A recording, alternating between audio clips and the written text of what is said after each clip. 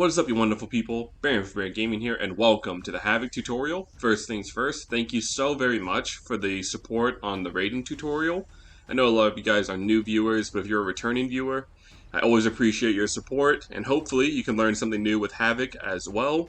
Happy launch day, everyone, and hopefully I'll see you guys in Kombat League. Alright guys, let's go ahead and break down Havik's special moves. We'll go over these first, then we'll go over his combo strings, mix everything together, talk about his cameo, and then that is a wrap. So let's go ahead and look over. Neoplasm is his projectile, but as you can see, there's a note at the bottom right. It says hit reaction changes if opponent is in a combo. If you look at Helping Hand, another special move, hit reaction changes if Havik is hit. Bloodbath. This one says it costs 2 bars of super meter instead of 1.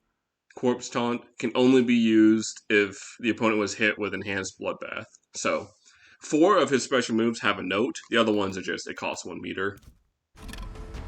So that means Havik has a lot more to his special moves than first meets the eye.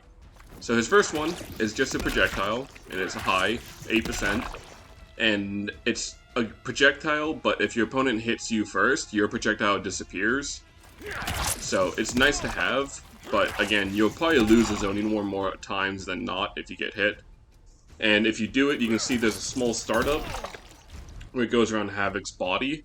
I've had a Raiden once teleport on me and get knocked, like, not out of his teleport, but take full damage and get stunned for a second because it travels around you and Raiden teleports right behind you, so it's kind of funny. Then if you do your EX version, it becomes a mid and it leaves the screen and follows your opponent. Now, I believe they can jump at the last second and it won't hit them, but again, since it kind of leaves the screen, that opens up a lot of time for Havik to close the gap. And even get a full combo punish on your opponent. So they have to kind of be blocking it and respect it, or they can try to jump by the last second, but you might meet them in the air. So a tough situation to get out of for sure. And I believe it's also super plus, holy mackerel, on block. So it locks your opponent down, which gives you a good chance to try to close the gap and even try to punish them accordingly. His second move is called Helping Hand, and this is his armor, especially in the corner. Now you can see this first version is actually just a launcher, which is actually super nice. I believe you can go right into the air for mad damage, and you can actually extend off of that, which we'll do here in a second. And then the EX version does 11% damage outright, and also just takes in the one knee, which is insane. I love the animation. That also opens to a full combo punish. And as you can see, I used Neoplasm, which was my first projectile. As long as they're in a combo, it changes into a launcher for free, and you can combo off of that. And you can actually do it multiple times in the corner. You can do that, whatever you want to do, and it does a massive damage. You can actually also, just now that I think about it, combo into it with its EX version from full screen if your opponent doesn't react in time. So again, a great way to close the gap. Now, his Helping Hand, as we were discussing earlier, is a combo launcher in both variations for a lot of damage. However, the main useful property, in my opinion, is your opponent trying to hit you out of it. Let's see. Let's do a Kung Lao strat. Jump kick. I believe it's on startup, you get armor, and it hits them for 14%. Now, it no longer combos, but it just flattens them for 14% damage, and you get armor even without meter. Now, if you do meter burn it, you do get 3 hits of armor, and you hit them for 22% punish every time. 14% or 22%, and it puts Havik back in advantage, which is actually insane. So Havik has some defense if you're worried about that. So that is actually just a really nice feat to have. Now if we go over his other special moves, Bloodbath is a rolling high. It can go under projectiles, which is really nice, and it can be a punish on your opponent. So let's go ahead and do Hat Toss. Like that. Punish, 9% damage. It's not a grab though, so I think people get confused on that. they think it should hit, where it's just a fast move that punishes. Then we'll take that off real quick. And let's also fill up our meter, because we're going to need this for the next example. The EX version costs 2 bars a meter, but it puts this weird tether on your opponent between them and Havik. If your opponent pokes you at any time, you lose the tether, but if you block it, you keep it. Now, the tether is important because it allows you to use Corpse Taunt, which is an unblockable full combo reset. The scaling's a little bit high, but, I mean, you can use that at the end of a match and basically close the game on your opponent. Or you can force them to use a breaker. So, it's a very expensive tool to have, but I believe as the game continues to get older and more people play Havik, or you see really dominant Haviks, they're going to be hitting people with this. Probably using their cameo as cover, so there's no reaction. Get a full combo punish at the end of the game, and just send their opponent right to the losers bracket, so it's really nice to have. Like I said, a little bit niche right now because the game's still young. We don't have a lot of people that really play Havik that I've seen, but I think when you see more Haviks, you're going to see that move a lot to close out matches. Then we have his second projectile, which is Seeking Neoplasm. It's back forward 3. It's a mid, and at the farthest range on the map, it only does 2% damage, but that lets you close in for your roll. Or you can do it mid-screen for more damage. But I actually messed up the timing on that. It might have to be like that. Okay. So you do more damage, but again, I guess at the far end of the screen, you're going to be plus on blocks. So that's a good time to actually put this down, put down one of these. Havik has zoning. It's just weird because a lot of it gets canceled out on your opponent's zoning. And a lot of it is used to cover Havik's advance, so... Bam. Then the last move is Twisting Torso, which is from the 3D era games, and it's a great combo ender. It does a lot of damage on its own. It's 4 hits, all 4 are highs, but you can easily combo into it. And then you can do your EX version. It goes from 11% to 18%, which is big ouch, which is great. And again, you can combo off of it. So let's look over his combo strings first, which is Neck Snapper. It's a 3 hits, and it's an overhead ender. And it's +3 on block. Disrupting Order is an advancing string, which is again +3 on block. Even on flawless block, which is crazy. Then you have his 2-2, which is an overhead. You can see how many overheads he has, and they're all plus, so your opponent has to respect them. Then you can see he has a back 2-2 string, which is, we'll go into that in a second. Then he also has a forward 4-3, no order, which is important. So let's go over the first one, which is 1-1-2. You hit them so hard your own head explodes, which is great. It sends them flying back. And it's plus on block, so it gives Havik a chance to either knock them down or they block it, which gives Havik a chance to 1-1, which is plus. And you can backdash out of it when they're blocking it and try to punish them accordingly. Then his forward string is forward 1-2-2. And you can see he gets a little bit of distance on it. Not like amazing, but it does close just a little bit of a gap. High mid overhead, +3, pushes your opponent way back into the corner, which is where we want them. And again, if they're blocking it, they have to respect Havik's next move, which could be something as simple as that, into down 1, or 1-1, whatever you want to do. And that pushes your opponent, like I said, far back. Now, his back 2-2 string is probably, arguably, his most important, and I'll teach you guys why. You can see it does a big lunge, and it's a mid, so there's no real way getting away from it. Though he goes really far high into the air, it doesn't look like a mid, but it is. You can do back 2-2, which combos, and it can actually be special canceled. Like that. So, I mean, you're getting 27% no meter.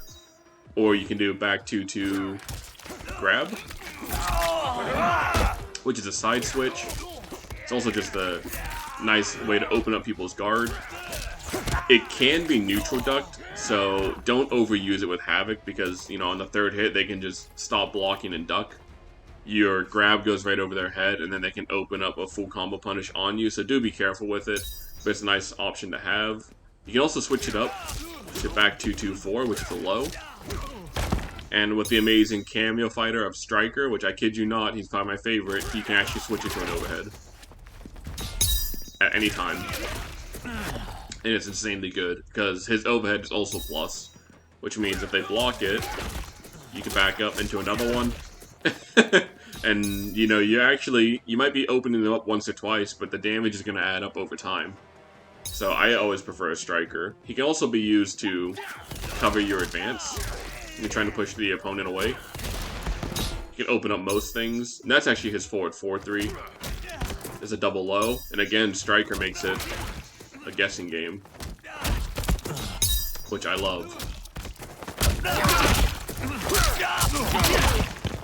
And that's why I pick him. And again, like I said, his grenades help you advance.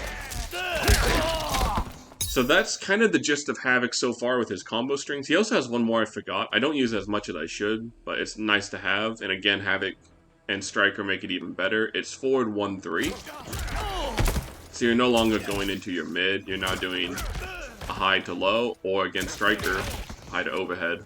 So constant mix, constant making your opponent guess what's going to happen next. And if they block most of Havik's strings, they are at disadvantage. Now, there's definitely ways around Havik's pressure, though I feel like it's not super labbed because he's still a new character. Let's go ahead and get into more of the advanced combos with our character. So let's look at, like, for example, back 2-2.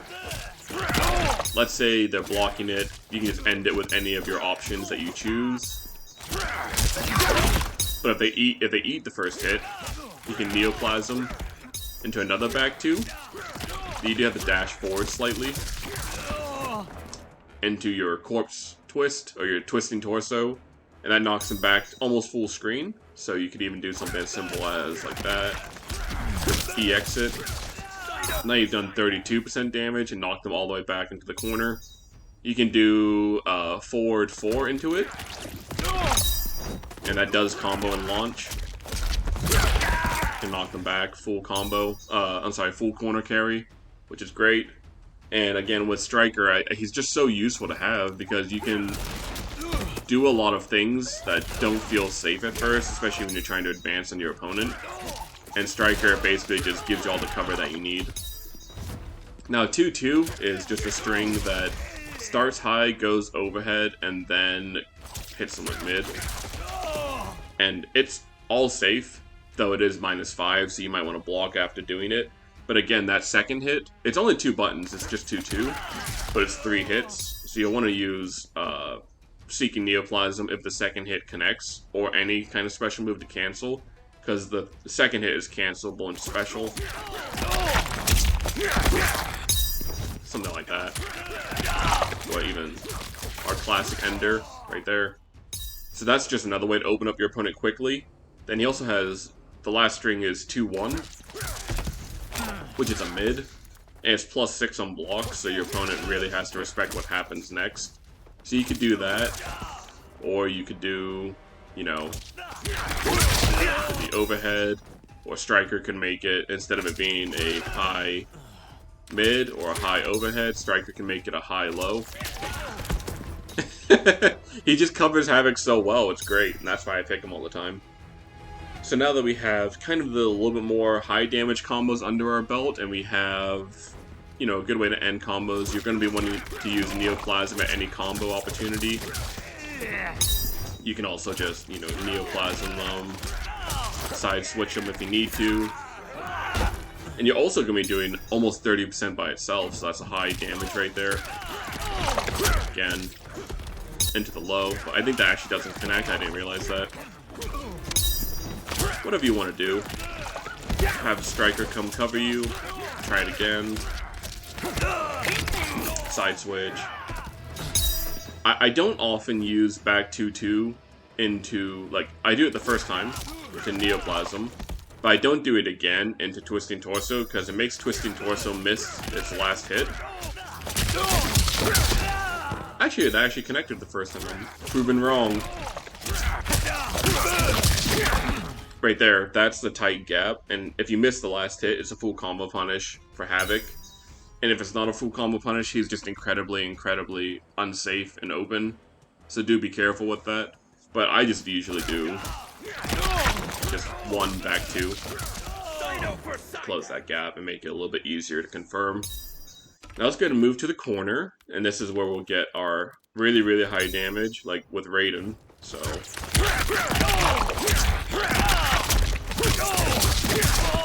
you can Neoplasm twice, actually, in the corner, which is great.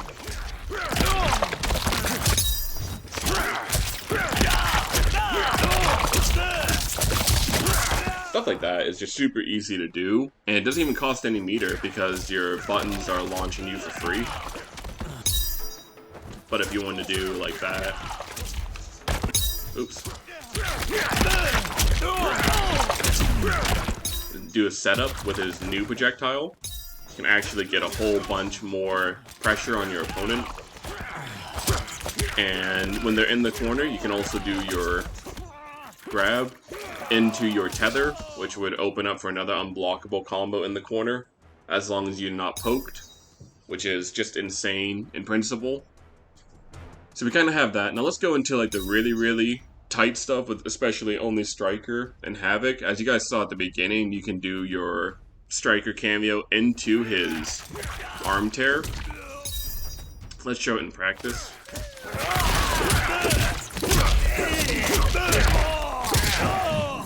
Knock him right out of the corner. And the timing on that was a little bit weird. It took me a long time to figure it out. It probably took me like an hour because I was trying to do stuff and Striker wasn't landing the grenades, or Havik just didn't have the time and it wasn't connecting, as you guys can see. So the perfect timing I found is when Havik's doing his lunge, it's right before he punches Kung Lao on the chin. Like seriously, right before the punch lands is when you're calling Striker. So more like that kind of timing. And again, because Striker cameo gives you just that little bit of extra time for the arm to land, you can do it twice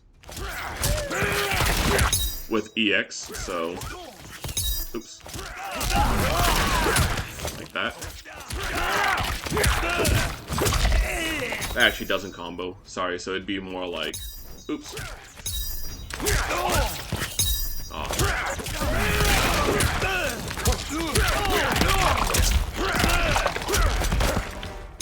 We were so close to greatness, but I failed it, so. That's kind of the gist of it. It's always, like I said, right before the punch connects with the chin.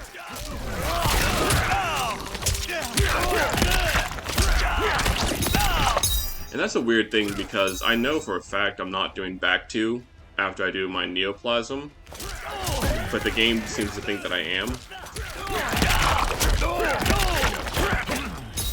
Yeah, see, I did forward two. I don't know where his lunge came from on that one, which was a little bit weird. Well, let's try it one more time. Oh, man.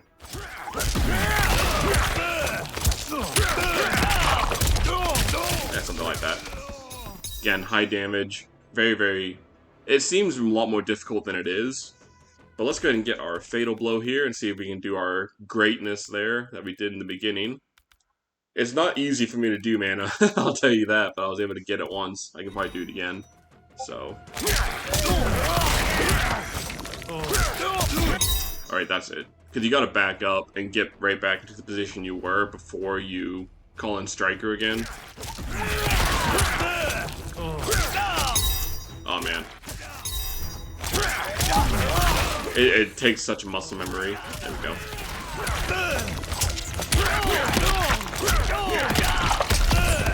That work, please. Oh, so close. Alright, let's try it one more time.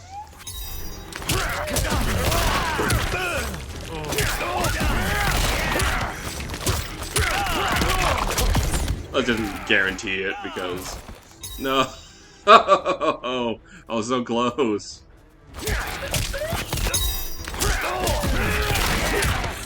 Back up.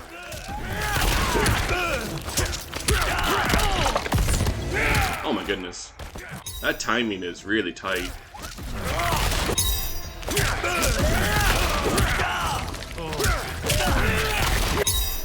Alright, let's try it one more time.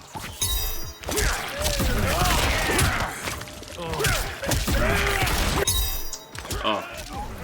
Again, you have to be careful that Striker doesn't overthrow the grenade. He didn't come out at all that time. Come on, Striker. We gotta do it for the ladies.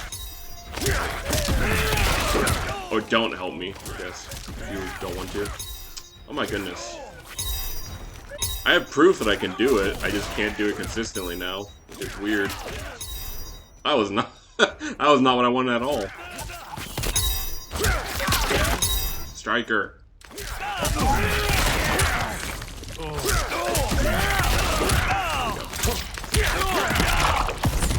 Oh my god.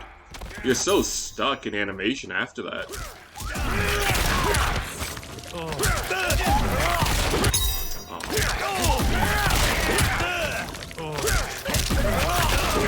There we go. There we go. Make it work. Again, you can do the double neoplasm, but my execution wasn't nearly as good today. This might still just do about the same amount of damage. Oh, so close. Only 59% that time. Not the 60% that I wanted. But that's kind of how you put it together with Striker and Havik. Like I said, there's definitely going to be so much time for this tech to improve over the game's lifespan, but I thought, you know, for the game only being out for a little bit and Havik having to be unlocked, I think I did okay learning him. But like I said, there's going to be so much that you can do in this game, which is really exciting. And I was just happy that I haven't seen anyone else play Havik and Striker online. Aw, I was gonna try and down one into it. But anyways, guys, that's kind of the guide I have for you. Hopefully that taught you something. You just have to be really careful with the timing, because sometimes the game thinks you're doing, you know, you do your neoplasm, and the game thinks that you're doing another back two, when I think it's because you do back forward one, and then you want to just do a regular standing two. The game thinks that you're trying to do back two when you're clearly not.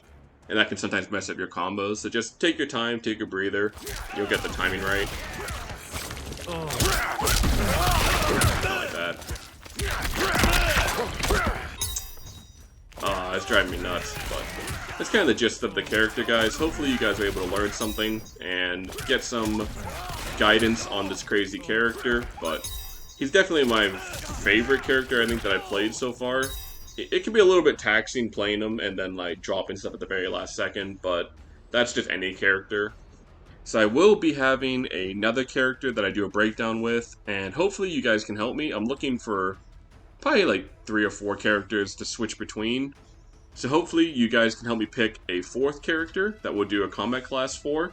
But I really enjoy these videos, guys, and hopefully you enjoy them as well. So let me know in the comments section below what you guys would like to see, and who you would like to see next after I do my 3rd character. And then we will be doing more ranked videos. The only reason the ranked is so inconsistent that I've uploaded it is because multiple times I've done a session and the game does the black screen glitch where you go to rematch someone because you have to do 3 wins in a session for you to take it, and the game does the black screen and it disconnects you, and someone gets the win, someone gets the loss. So I've like had people 0-2, about to win, the session crashes, I lose, and it's like, okay. Or someone was comboing me and about to take a set, and it's like, you know, okay, rematch, game crashes, they lose but I win, and it just doesn't make any sense. So it's not fun, and it's a little bit annoying. So hopefully they patch that out soon, but I will try to work through it just for you guys. So let me know in the comment section what you enjoyed, guys, what you think could be improved upon, and I will see you on the next one. Thank you so much, guys. Peace.